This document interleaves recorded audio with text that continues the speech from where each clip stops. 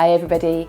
So today I'm going to talk about what you can study after year 11. So there's all sorts of different possibilities. You know, most of you will have just been doing a small range of GCSEs and you probably were able to pick a few of those, but actually after year 11 it really opens up. And we did a vlog on the different sorts of qualifications that you can take, but here I'm just going to give you a bit more of an idea of the sorts of subjects that might include. So what I'm going to do is just pick a couple of different institutes so you can get more familiar with looking at different subjects and what they mean, and I'm going to talk you through those, and also to look at apprenticeships and traineeship opportunities, so you can see the sorts of things that are possible in that area as well. So I'm going to look at some different institutes, and the first one I'm going to look at as an example of a sixth form college. So we're looking at Varndene Sixth Form College in Brighton, and that's at varndene.ac.uk. And when we get on the website, if you click on courses, you'll then come through to this page here, and you can see we're on the 16 to 19 daytime courses, which is what you want to look at. So just to quickly scroll down, you'll see that there are, I don't know, there's probably about 60 maybe courses, maybe a bit more available here.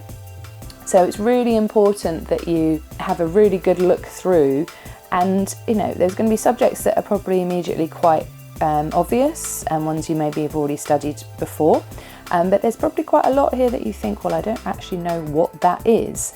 It also handily tells you here what the sort of qualification level is. So these are quite simple, something like Art A level, you usually can do up to 3 A levels at a time. The subjects can get a bit more complicated.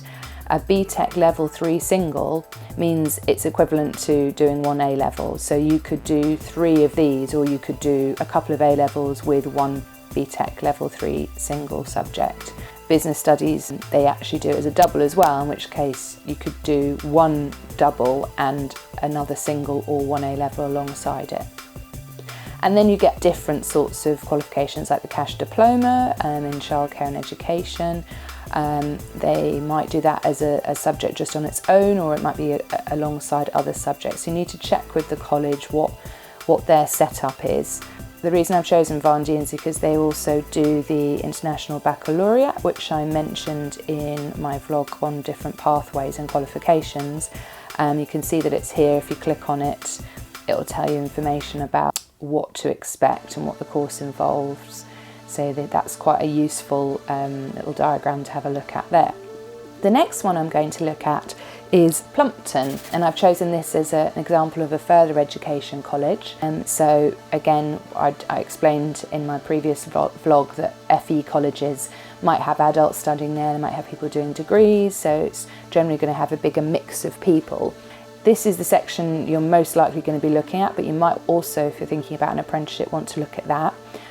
So we're going to look at the 16 plus courses, and then they break it down into sort of areas. So you've got, you know, already there's things that you probably will not have done at school, from animal management to fishery to floristry to food skills, forestry, horticulture.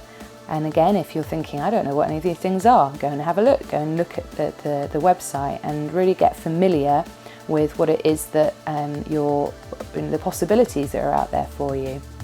And if we click on one, let's have a look at animal management, for example. If we read through this, they show the kinds of courses that you can do at 16 plus. So they do level 1, 2 and 3 depending on how your GCSEs have gone. So most people with grade 4 and above GCSEs can probably go on to the level 3, but they might need to start on the level 2 in the first year. So again, it depends on what you've done before and how well you've done at school. So the last one I'm going to look at is an example of a school sixth form, and I've chosen BACA. If you look at post-16 curriculum, then we can see the different curriculum pathways. What you'll find with school sixth forms is they might have their website might be a bit harder to find because it usually sits within the school website. so you might have to have a little look around. And so backers, why I wanted to show this as an example is because they do specialist academies. So what you'll find sometimes at school sixth forms is they might just have a sort of a normal list of A-levels that they offer, but some schools have more unusual or unique offers. So Backer is a good example of this, and they have sports academies, and they also have sort of specialism in sports but also in digital media, and then they have an A-level offer as well, and some level 2 courses with GCSE retakes, and they also have their construction centre. So there's quite a lot of trades that you study there as well. So there's quite a mix of different subjects. So I'm now just going to show you if you're considering an apprenticeship or a traineeship, which is pre-apprenticeship. So if you're not quite ready to start work yet, you can also look for one of those. So I'm on the Find an Apprenticeship government website, and the easiest thing to do really when you're not sure is just to have a look at all the apprenticeships that are available at the moment. If you just leave the keyword open with all and then put in Brighton or Chichester or wherever it is that you live, and then if you keep it within 5 miles and all levels, but you might want to pick the level you're most interested in, I'll put a link to what those levels mean at the end.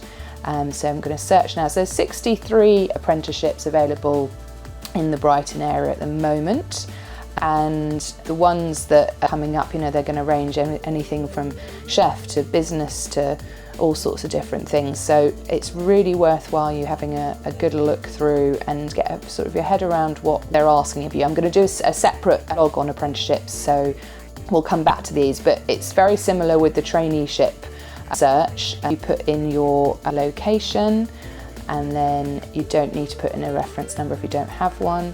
And then if you have any disabilities that you want to disclose, you can tick that box to see employers that are happy to work with you and are able to do that effectively. Have a look through those and see what you come up with.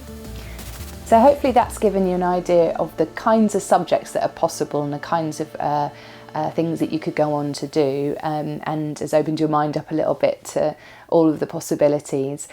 Make sure you do your research, you see what's out there, and watch the vlog on how to make those choices, because sometimes it can be difficult. Some of you might just have a few things you're interested in. Great, you know what you want to do. Others of you might be thinking actually there's quite a few. So it's a process of elimination really, is thinking through what works for you, what are the pros and cons of each subject. So sometimes even writing it down and putting your thoughts on paper can be a really good way of helping make that final decision.